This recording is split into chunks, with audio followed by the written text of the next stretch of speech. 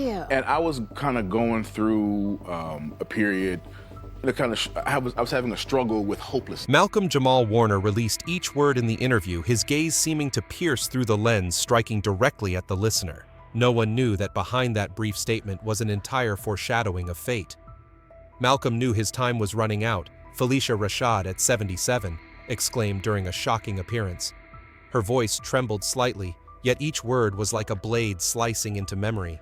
The co-star, the dear younger brother who once played Theo Huxtable, had been quietly battling a rare neurological disease, while outside pressure rumors and looming shadows threatened to close in.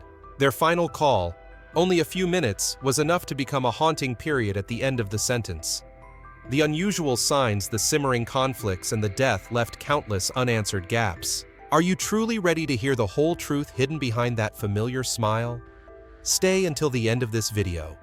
And don't forget to like and subscribe so you won't miss the next revelations. The irreplaceable bond between Phylicia Rashad and Malcolm-Jamal Warner. If you ever watched The Cosby Show in the 1980s, you surely can't forget the gentle yet stern gaze of Claire Huxtable whenever her son Theo made a mistake. On screen, those were warm family moments where a smart, loving mother guided her son toward maturity. But what the audience never imagined was that this relationship went beyond the episodes, stepping into real life and becoming a special connection, deeper, truer, and more enduring than any script could write. At 77, when Phylicia Rashad first publicly spoke about Malcolm-Jamal Warner's final days, fans realized they had witnessed a spiritual mother-son bond that lasted more than 4 decades. And it was that very love that made her revelation so heavy with emotion. The connection began in 1984 when 14-year-old Malcolm was cast as Theo Huxtable, the playful but kind-hearted son of the Huxtable family. At that time, Phylicia Rashad was already a seasoned stage and television actress. The moment they met at the first script reading, everything seemed predestined. Malcolm later recalled that he didn't feel like it was an audition, but rather like he was talking to a mother he had known for a long time. Phylicia admitted that after just a few lines, she knew this boy would be her son both on screen and in real life. Through 8 seasons, The Cosby Show was not just work, but a place where they grew up together. Viewers saw Malcolm transform from an awkward 5'1" teen in front of the camera into a confident, mature 5'11" young man. At every milestone, Phylicia was there not only as a co-star, but as someone shaping his growth.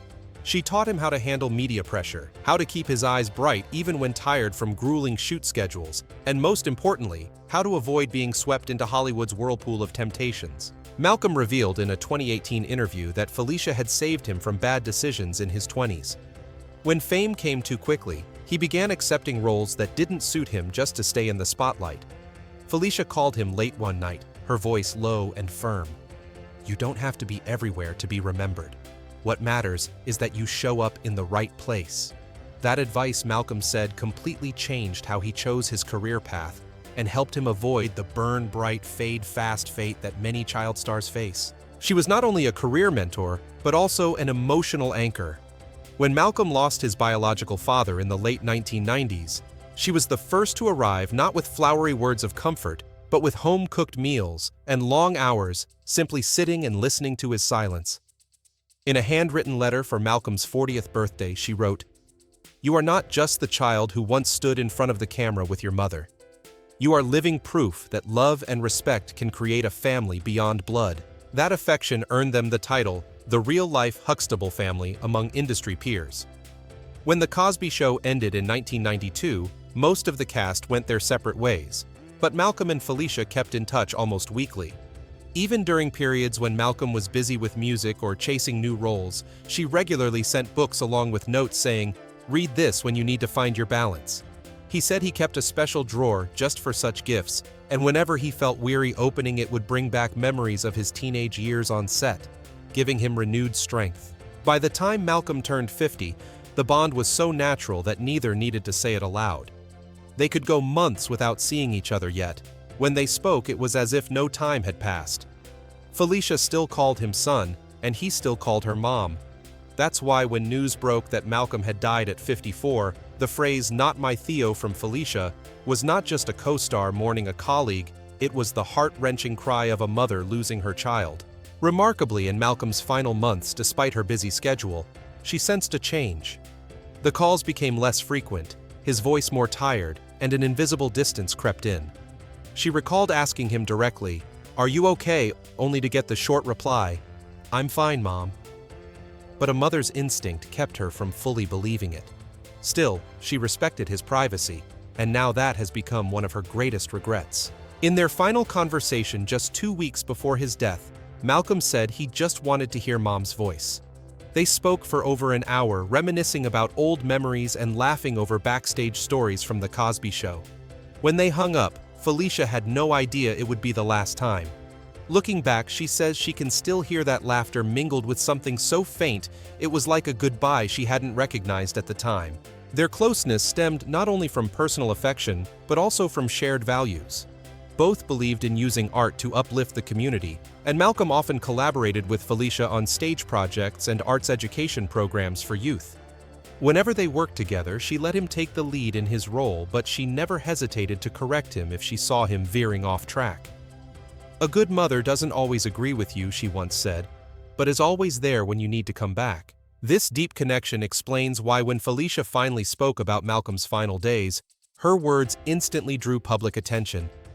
These were not outsider speculations, but the perspective of someone who had been there through his youth and adult life. And the truth that they were not just co-stars, but a family in the truest spiritual sense made the story both heartbreaking and unforgettable. That non-biological mother-son bond is the foundation that makes all of Phylicia's revelations about Malcolm special. She is not merely recounting what she knows, but protecting, honoring, and preserving the memory of a son she loved. And for those who once watched Claire Huxtable and Theo on screen, they now understand that behind those scenes was a real bond, an irreplaceable connection that shaped how both lived, loved, and in the end grieved. Unusual signs before Malcolm's passing. There are stories that in hindsight reveal the signs were there all along.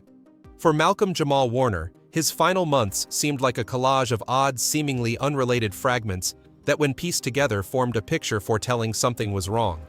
It was a quiet shift in lifestyle, cryptic words that felt like prophecy, and preparatory actions, almost as if he knew his time was running out. To close friends, Malcolm was always a burst of energy, someone who laughed loudly and never shied from public appearances. But in the months before he left, he began to withdraw. Social gatherings became rare, music tours were canceled or postponed without clear reason. On social media, once a steady stream of photos and updates, his posts became sparse, only occasional short messages tinged with reflection. And when he did appear, the change was hard to miss. Those who saw him at a private event said he looked thinner, his eyes deep set, his gaze distant. His trademark smile now felt forced, stripped of its usual ease. During a The Cosby Show cast reunion, Phylicia Rashad noticed it too. She recalled a fleeting smile from him before he quickly slipped into silence, leaving her with the sense unrealized at the time that it was a goodbye. What chills people most now are the messages that in retrospect read like personal prophecies. In the last weeks of his life, Malcolm posted on Instagram, "Life is a delicate balance between holding on and letting go. We prepare for death by living fully." At the time, it was taken as life philosophy. After his passing, those words became haunting, like a coded farewell for those able to read between the lines. Close friends received equally cryptic private texts. One said Malcolm wrote, "I wish I had more time to say goodbye." Another remembered him saying, "Maybe this way is better." Back then, no one fully grasped their meaning, but all agreed they carried the weight of closure as if he was bracing for the end. His actions raised further questions. He quietly did things usually reserved for facing uncertain futures, updating his will, discussing guardianship for his child, and outlining plans for a simple memorial service. This was starkly different from the carefree man who rarely dwelled on such matters. A close source said he wanted everything in its place, as though arranging his affairs one last time. Malcolm also spent more time at a special place, Watt Creek, near his home. It was tied to his childhood, a spot where he found peace and clarity. In those final days, locals saw him walking the banks repeatedly, sometimes on the phone, other times simply watching the water flow. His fascination with water, often reflected in quotes he shared about rivers and tides, took on a darker resonance when his cause of death was later reported as drowning. All these signs, his withdrawal, cryptic messages, quiet preparations, and meditative moments by the water, were telling a story no one saw at the time. It was the story of a man who knew a chapter of his life was closing, yet chose to endure it silently, leaving behind scattered clues for others to piece together. As that picture slowly emerged, it left friends and fans stunned and made Phylicia Rashad's later revelations all the more heart-wrenching. Shocking revelation from Phylicia Rashad. There are words that once spoken forever change the way we see a person. For Phylicia Rashad, at 77, that moment came during what seemed like an ordinary interview, but turned into a seismic shock for those who loved Malcolm-Jamal Warner. Her voice was slow, deep, and deliberate, each sentence weighed carefully. And her eyes carrying a deep sadness held beneath them the resolve of someone who knew she was about to open a door she had kept closed for many years. She began by recalling their final conversations. Without hesitation, Phylicia said plainly, Malcolm knew his time was running out. The interviewer sat up straight. What she described next felt like layers of fog being ripped away. In his final weeks, Malcolm had confided in her about feeling a shadow growing longer, a metaphor for something eating away at both his body and spirit. At first, she thought it was just a dark mood, but then the truth came out. Malcolm was battling a rare neurological disease diagnosed only a few months earlier. She explained that he never wanted pity. He wanted to be remembered for his art, his love, and his laughter, not for the struggles he kept hidden, Phylicia said. That was why he kept his diagnosis private, even from some family members. Only a handful of truly close friends, including her, knew that the disease was slowly stripping away his motor skills, clouding his memory, and affecting his mental health. But the story didn't stop there. As listeners were still processing the shock of his illness, Phylicia dropped another layer of secrecy. She hinted that beyond his illness, Malcolm was under pressure from something external, very real and troubling. She didn't specify who or what it was, but the vagueness only fueled speculation. Was it a powerful force, a personal threat, or a silent battle within the entertainment industry? Then she recounted their final phone call just 2 days before his passing. Malcolm's voice was calm but resolute. He spoke of unfinished work, of wanting to be remembered not just for his roles, but for his true self. Then came the line that made her blood run cold. "If this is the end, Mom, I want my story to be told in full." In that instant, she realized he wasn't just talking about his career, he was preparing for his departure. Phylicia recalled clutching the phone tightly as he spoke, the helplessness of knowing she couldn't change anything. She wanted to believe he was just being pessimistic, but deep down she knew Malcolm was saying goodbye. Later, piecing together every memory, the cryptic quotes, the quiet preparations, the distant look in his eyes, she understood he had chosen to leave silently, keeping it all to himself, sharing only with her as a final act of trust. She also revealed a message he left. He wanted his story to inspire those fighting in silence. Strength, he said, isn't always in the winning. It's in continuing to move forward when no one sees you. It was this message that made her break her silence, no matter the consequences. When the story ended, the room felt so heavy you could hear a heartbeat. Phylicia had not just revealed a secret, she had redrawn the entire picture of Malcolm's final days. No longer was it the story of a sudden death, but of a quiet battle shadowed by illness and unseen pressures. And her trembling yet steady voice brought listeners closer to the truth, a truth both heartbreaking and deeply human, yet one that left far too many questions unanswered. Chain of tense events before the time of death. If Phylicia Rashad's revelations painted the picture of a Malcolm-Jamal Warner quietly battling illness and pressure, then what unfolded in the final hours before his death felt like a Hollywood script where tangled relationships, backstage secrets, and years of pent-up tension suddenly erupted. It all began with what seemed like a harmless meeting held just hours before Malcolm was found dead. This wasn't a public event, nor was it a press reunion of the Cosby Show cast. It was a discreet, private tribute for a mental health awareness project Malcolm had been quietly developing. The guest list was limited to a small group of people he trusted most, those who on the surface seemed beyond doubt. Yet inside that room, the atmosphere thickened. Witnesses say Phylicia Rashad, normally composed, pulled Tempest Bledsoe, the actress who played Vanessa Huxtable, aside. Her voice was cold and firm. "Did you think the secret would stay buried forever? You're going to pay dearly." No one was certain what secret she meant, but minutes later words escalated into a heated confrontation. Rumors suggest the tension between Phylicia and Tempest was not new. For years, whispers spoke of long-standing disputes over creative control, financial interests, and even shadowy deals involving Malcolm. Some believe Tempest once tried to interfere with Malcolm's personal project, specifically the documentary behind the sitcom Smile, in which he intended to expose the darker realities behind the beloved sitcom. The night reached its boiling point when Malcolm, usually the peacemaker, stepped in. Instead of calming things down, he dropped a sentence that froze everyone. "We've been lying to ourselves for decades in this chaos. This isn't a family. This is a cover-up." The remark sliced through the polished image the cast had maintained in public for years. Shortly after some guests left, smaller groups whispered, and Malcolm quietly walked out. No one knew where he went.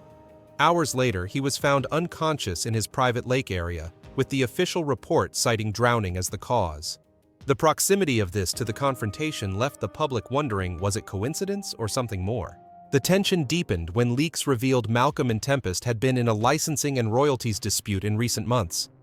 Documents showed Tempest listed as a limited co-executor on certain financial decisions for Malcolm, raising questions about transparency. Then came the mystery of the missing data from behind the sitcom Smile. Just 2 days after Malcolm's death, all hard drives, cameras, and post-production materials for the documentary were stolen in a break-in. No other valuables were taken, only those tied to the film. This fueled theories that someone wanted to ensure Malcolm's truth would never surface. Those present that night said Malcolm left without his usual optimism. His eyes were dark, and close friends recalled him saying a cryptic phrase, "Not again." Combined with what followed those words became another unsolved piece of the puzzle. What began as a mental health tribute ended as the catalyst for a storm of suspicion, not only over the cause of Malcolm's death, but over a web of complex relationships intersecting interests and secrets that may have been buried with him. And when this piece is placed alongside Phylicia Rashad's account, the story no longer reads like an accident. It feels like the final act of a tragedy long in the making. The death and the blurred points in the investigation. The news that Malcolm-Jamal Warner was found unconscious near his private lake in California spread like a thunderclap on a clear day. The police's initial report was brief drowning accidental. But for those who knew what happened in the hours before, such a quick conclusion didn't erase suspicion. Instead, it sparked a chain of new questions that made Malcolm's death resemble a case file more than an ordinary tragedy. The first red flag was the time and location.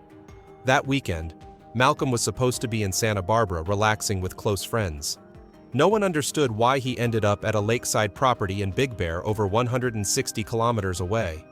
The sudden change of plans wasn't announced to anyone except for a short text to a colleague, "Got something to take care of." This was sent less than 12 hours before he was found. When police arrived, there were no clear signs of a struggle, but locals reported seeing lights and hearing unusual noises around midnight. Strangely, the autopsy was completed in under 48 hours, much faster than in other cases, with unclear causes of death. Toxicology results, which could have revealed whether Malcolm was under the influence of alcohol or drugs, were never released. This silence, rather than calming suspicions, fueled them. His family revealed that immediately after the body was taken to the morgue, someone pushed for an urgent cremation. This was an unusual request for a sudden death without a clear explanation. Fortunately, his mother, Pamela Warner, refused, insisting the body be preserved for further review. But the mere fact that someone was in a rush to close it all up sent shivers down many spines. Then there was the matter of the last person to contact Malcolm.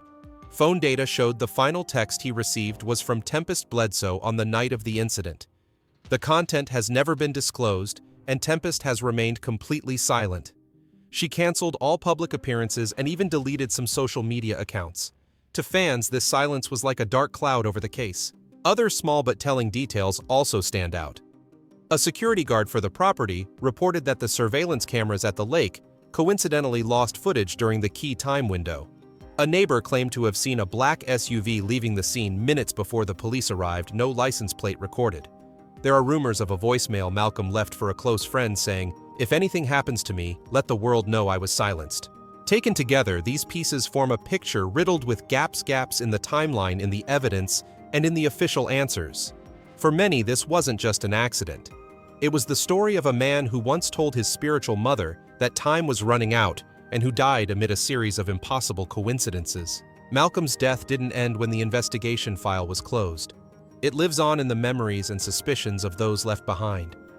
Each new detail revealed, or each truth withheld, makes the question, "What really happened?" echo louder.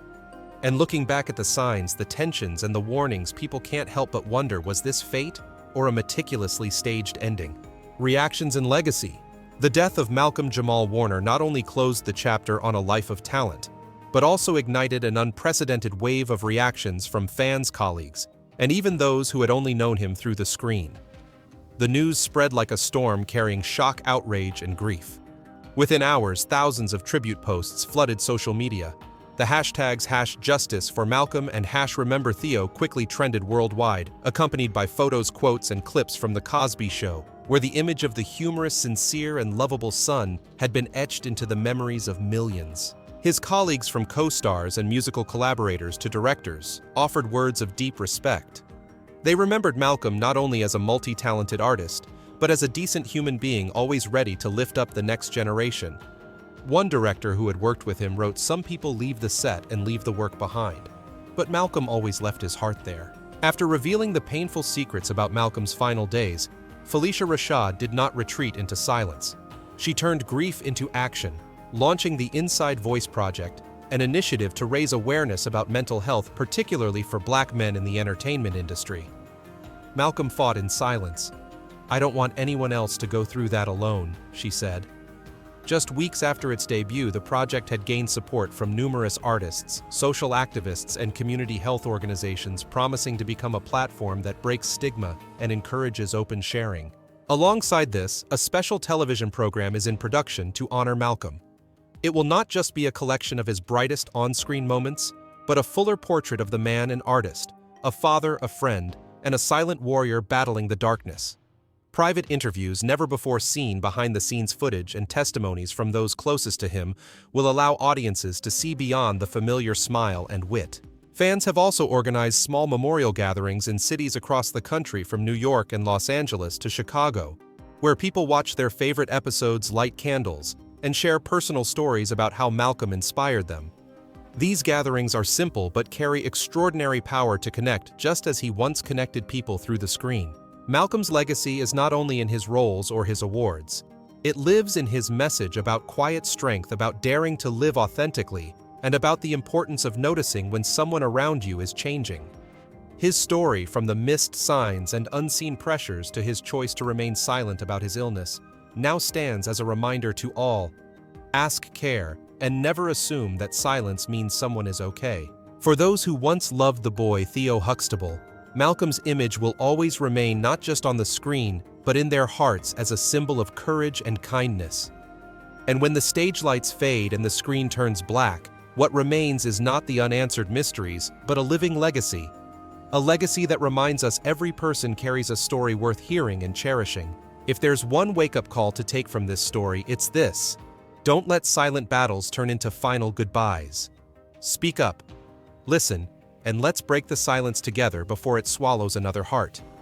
What do you think about this? Hit like to show your support. Subscribe and turn on the notification bell so you won't miss the next secrets we uncover. Every interaction from you is the motivation for us to keep bringing you stories truly worth hearing. All data, analysis, and commentary in this video are presented based on information available at the time of production. The content is subject to change over time and should not be considered a definitive forecast. There is still so much more to explore: stories of resilience, legacy, and truth. Feel free to dive into some of our top recommended videos now appearing on your screen.